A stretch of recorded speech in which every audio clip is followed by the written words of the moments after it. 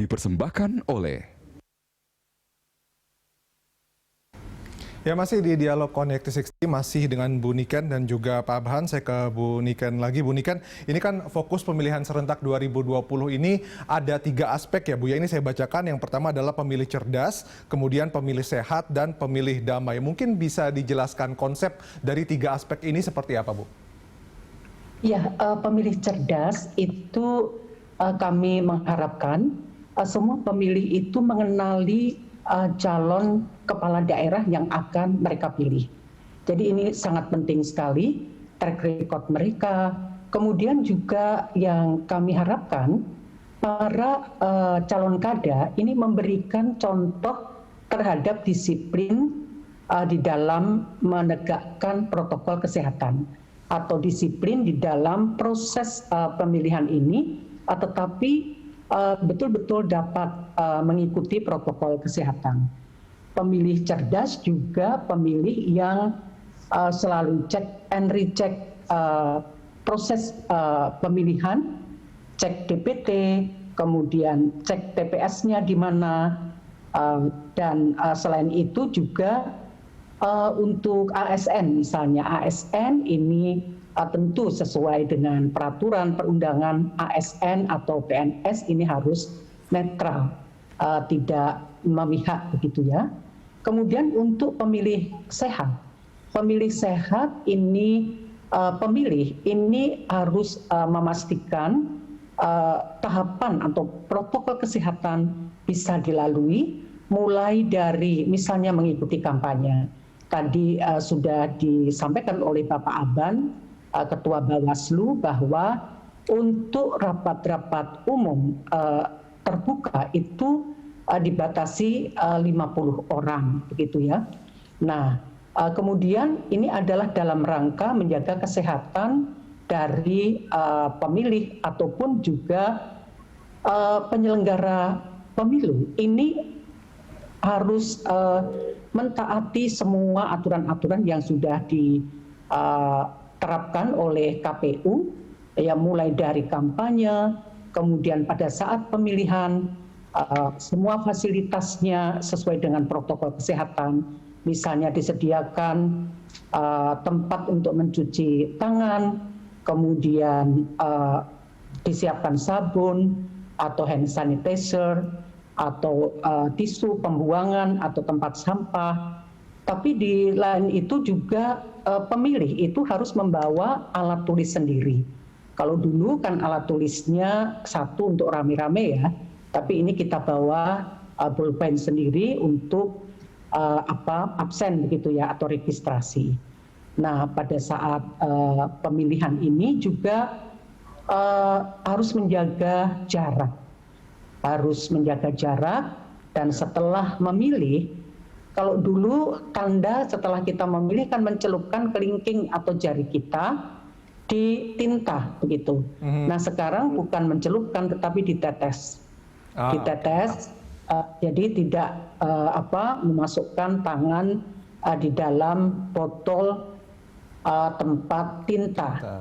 Kemudian pemilih damai itu semua baik itu calon kada beserta pendukungnya ataupun masyarakat itu menjaga persatuan dan kesatuan, menghindari atau anti hoax, karena hoax ini kan potensial untuk memicu konflik, memicu perseteruan antar pendukung begitu ya. Jadi kita menghindari konflik SARA, menghindari konflik karena hoax, tetapi mengutamakan persatuan dan kesatuan bangsa. Oke. Itu Mas. Pak Abhan, ini kan mungkin kalau yang terbiasa melakukan kampanye interaksi tatap muka secara langsung mungkin agak aneh, agak sulit buat mereka untuk beradaptasi dengan kampanye virtual begitu ya, dengan konten-konten digital. Nah, sejauh ini komitmen dari para calon pemimpin yang akan bertarung di pemilihan serentak nanti seperti apa dalam menerapkan protokol kesehatan begitu? Apakah memang sudah ada pelanggaran-pelanggaran yang dilihat oleh Bawaslu? Sebetulnya kan metode kampanye itu banyak ya, tidak hanya pertemuan tatap muka ya. ada metode kampanye penyebaran bahan kampanye, pemasangan alat peraga kampanye itu masih bisa dilakukan ya. Nah, di antaranya adalah metode kampanye memang namanya rapat umum, kemudian pertemuan terbatas tatap muka. Dalam konteks pilkada karena pandemi ini maka bentuk kampanye rapat umum ditiadakan ya. Masih diberi ruang pertemuan terbatas yang dibatasi hanya 50 orang ya. Tetapi memang ini kan kultur baru kira-kira. Sebenarnya kita mendorong dengan regulasi itu penyelenggara mendorong agar bisa dialih ke yang sifatnya daring. Tapi ternyata memang daring ini tidak semua bisa melakukan itu kan. Maka sepanjang masa kampanye sejak 26 sampai saat ini memang kalau kita hitung perbandingannya antara yang pertemuan tatap muka dengan yang daring banyak yang dilakukan dengan tatap muka. Ya. Daringnya lebih kecil itu kan. Ya ini sekali lagi karena budaya baru lah. Memang ini dituntut kreasi dari pasangan calon dan tim kampanye untuk inovasi dengan metode-metode kampanye yang banyak daringnya ini dan dengan keterbatasan tidak adanya tatap muka yang bisa banyak mengundang massa. Memang di masyarakat umum itu kan kampanye itu diidentikan dengan kegiatan yang ramai lah kira-kira, yang ramai. Kalau perlu ada dangdutan dan sebagainya. Nah, ini kan nggak boleh itu kan, karena pandemi COVID.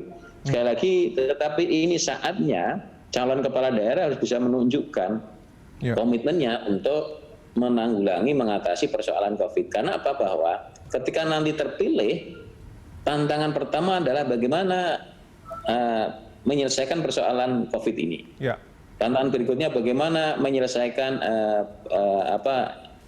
perekonomian ya pasca COVID ini ya. Saya kira inilah yang harus menjadi contoh. Bagaimana caranya, bagaimana mungkin calon kepala daerah ini bisa mengendalikan massa ya, diuji.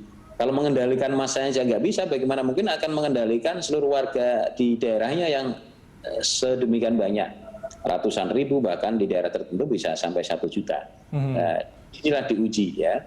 Ketika masa-masa kampanye ini bisa nggak menunjukkan komitmennya terhadap penerapan protokol kesehatan.